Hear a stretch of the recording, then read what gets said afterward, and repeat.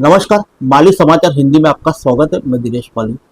Israeli हवाई हमले में मरने वालों का आंकड़ा 492 पहुंचा, 1600 से ज्यादा लोग घायल।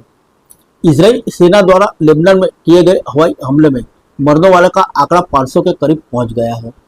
मीडिया रिपोर्ट के अनुसार इजरायल हवाई हमले में 492 लोगों की मौत हो चुकी है।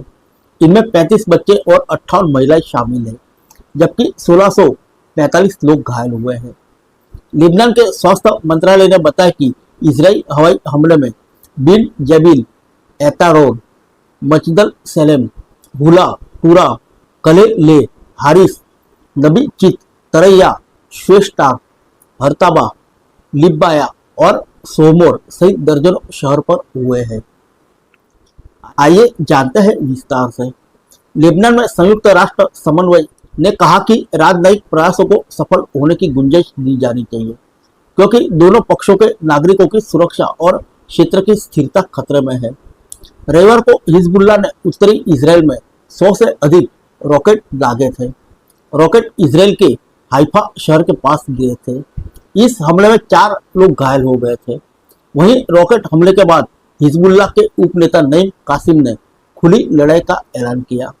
जवाबी कार्रवाई में इजराइल ने दक्षिणी लेबनान में हिजबुल्लाह के ठिकानों पर हमला किया, जिसमें एक एयरबस और अन्य सैन्य उत्पादन सुविधाएं शामिल थी।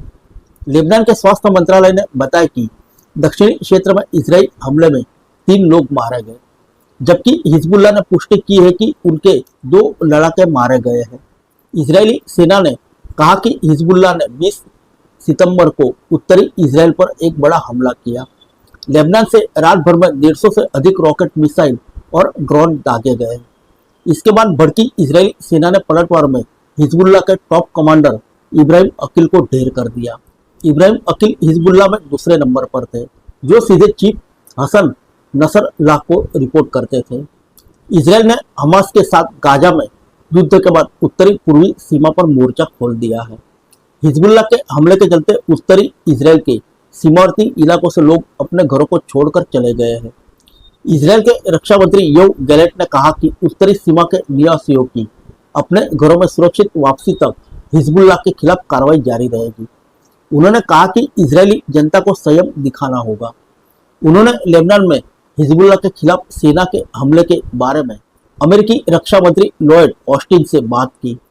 ऑस्टिन को हिजबुल्लाह की धमकियों की जांच की। इजरायली नागरिकों के खिलाफ हमले शुरू करने की हिजबुल्लाह की क्षमता को कम करने के लिए हमलों की जानकारी दी गई। इजरायल के प्रधानमंत्री बेंजामिन नेतन्याहू ने भी कहा कि उत्तरी सीमा पर सुरक्षा संतुलन में बदलाव किया जा रहा है। इजरायल मुश्किल दिनों का सामना कर रहा है। उन्होंने इजरायल की जनता से एकजुट रहने का आह्वान किया। तेल अवीव में सेना के मुख्यालय में सुरक्षा की स्थिति का आकलन करने के बाद पीएम नेतन्याहू ने कहा कि मैंने वादा किया था कि हमें उत्तर में सुरक्षा संतुलन, शक्ति संतुलन बदल देंगे। ठीक यही हम कर रहे हैं। अब तक की लड़ाई में लेबनान में सैकड़ों लोग मारे गए हैं। इजरायल ने कहा कि जहां हिजबुल्लाह को पीछे धकेलने का संकल्प लिया है, वही लेबनान सीमा पर हिजबुल्लाह के लड़ाके लगातार हमले जारी रखे हैं। हिजबुल्लाह ने कहा कि जब तक गाजा में युद्ध विराम नहीं हो जाता, तब तक वह अपने हमले जारी रखेगा। फिर मिलेंगे अगले बुलेटिन में अन्य किसी खबर के साथ। तब तक के लिए इजाजत दीजिए। नमस्कार।